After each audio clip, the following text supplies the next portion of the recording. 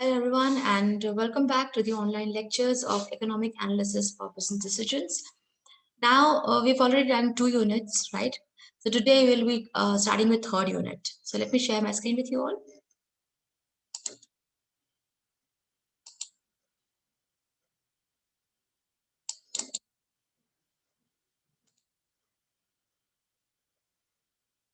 Yes.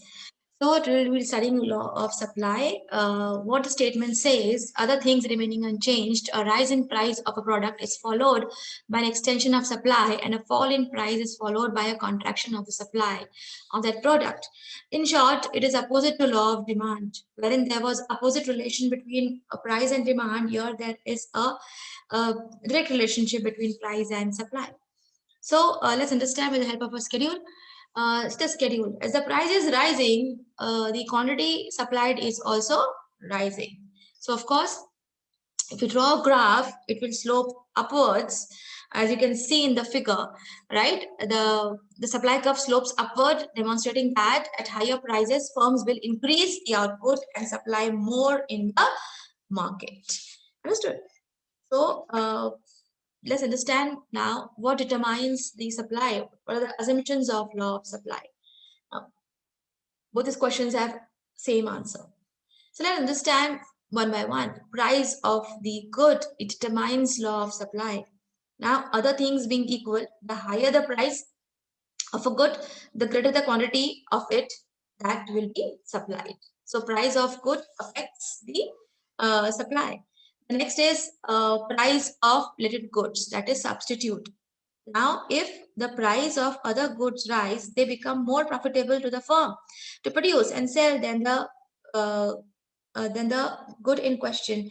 Now, it implies that if price of Y rises, the quantity supplied of X will fall. For example, if price of wheat rises, the farmers may shift land to wheat production and away from soybean and corns, right? The next is prices of factors of production. Now, the rise in the price of particular factor of production, of course, will cause an increase in the cost of producing those articles, those products. Then, on those who are relatively uh, use like small amount of factors of production. So, for example, a rise in the cost of land will have a large effect on cost of producing wheat, but a very small effect on the cost of producing automobiles, right? So this is how it is related. Now, the state of technology. Now, the supply of particular product depends upon the state of technology also. Now, inventions and innovations tend to make it possible to produce more or better goods with the same resource, and thus they tend to increase the quantity supplied of some product. The next is government policy. That is the production of a good will be subject to imposition of commodity taxes such as excise duty, sales, import, whatever duties. So these raise the cost of production. And so the quantity supplied of the good will increase only when the price in the market rises, of course. And the last determinant and assumption is no future expectations. That is, if producer or sellers expect the rise in the price in future, then they tend to reduce supply at present, even at higher price in order to supply even more at even more higher price in the future. So this is how it is the assumption that there should be no future expectation, right? Now, what are the exceptions to the law of supply? Now, the very first one is rare goods. Rare goods like antiques, right? In case of rare goods like postal stamps of various countries, people have hobby, right, to collect it. Coins, rare pictures, or paintings like antique pieces. The supply is always fixed. Whatever may be the price of such goods, supply will be always constant.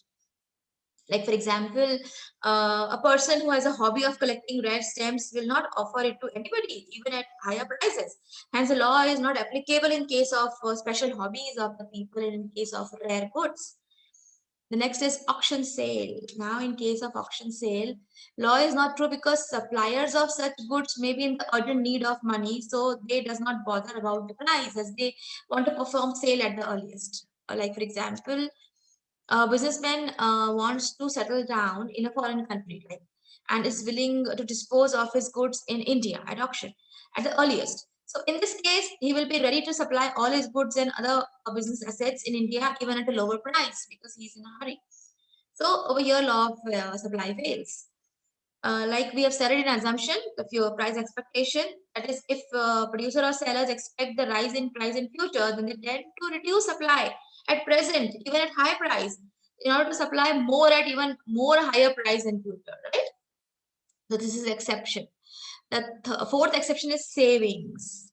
Now, in the initial stages, of savings increase with an increase in rate of interest. Savings increases, right?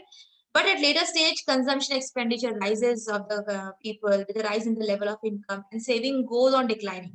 So, in such a case, saving diminishes with a rise in income. That the supply of savings decreases even with the rise in rate of interest. So, here also law of demand fails. It is exception. The last one is labor. So, in case of supply of labor, the law of supply cannot be held good because workers will be ready to supply their skills to factory owners at higher wages in the beginning. But afterwards, workers may not be able to supply more labor at a higher price because after a certain time they require rest and enjoyment. They want time at their disposal, and hence they will not work even extra time even at a higher wages paid for their work. So here also law of supply fails. Now, as we understood law of elasticity of demand, we'll understand here elasticity of supply. Now, the elasticity of supply is defined as responsiveness of the quantity supplied of a good to the change in the price. So, elasticity is measured by dividing percentage change in the quantity supplied to a change in its price. Remember over there it was quantity demanded to price.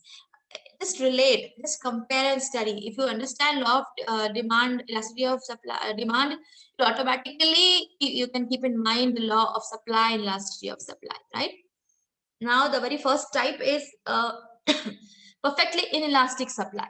You can see the graph. So, if as a result of change in price, the quantity of a good remains unchanged, we say that the elasticity of supply is zero, or the goods have perfectly inelastic supply. The vertical supply curve, which can be seen, shows that irrespective of price change, the quantity remains unchanged. So it is perfectly inelastic supply. The next is perfectly elastic supply. That is when it is infinity. That is the supply elasticity is finite. When a small change in price causes supply to change infinitely, that is a less or no change in price causes a much greater change in supply, then the elasticity is infinity. Okay. The next one is relatively greater elastic supply. Now, the supply elasticity is, just observe the graph as I say. The elasticity of supply is finite when a small change in price causes supply to change infinitely. See P1, P2, Q1, Q2, they have shifted here in the graph. Um, so that is less or no change in price causes much greater change in supply, right? इसका opposite रहेगा ये relatively less elastic supply. That is, if a change if a result of change in the price of good, its supply changes less than proportionately. The difference between Q1 Q2 is less than difference between P1 P2, right? So we say that the good is literally less elastic, or elastic supply is less than 1. See, all these terms are same as elasticity of demand. So, demand का supply हो गया. Understood? Now, unit elasticity of supply, if the relative change in quantity supplied is exactly equal to the relative change in price, supply is said to be unitary. That is, elastic supply is equal to 1. Understood? So, why I'm going very fast in this? Because you have already done this in law of demand, elasticity of demand. You just have to relate it. वहां पे indirect relationship था, यहाँ पे direct relationship है. बस ये ध्यान में रखना है और कुछ नहीं. The last topic for this PPT is significance. Now, significance and uses of concept of elasticity. How this concept is used in real life.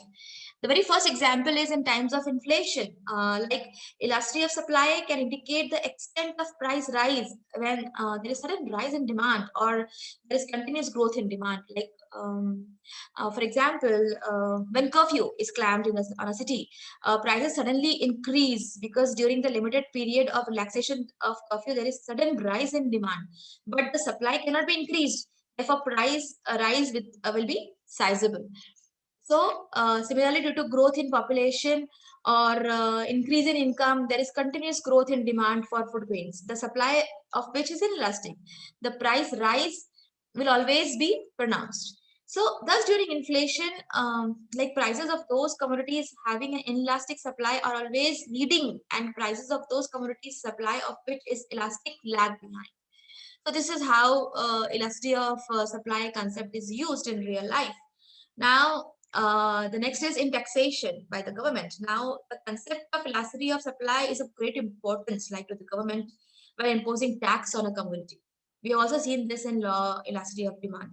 So, when the supply of commodity is elastic and the commodity is taxed, the supply of that commodity will decrease.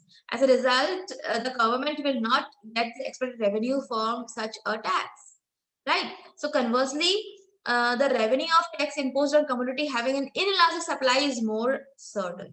Understood?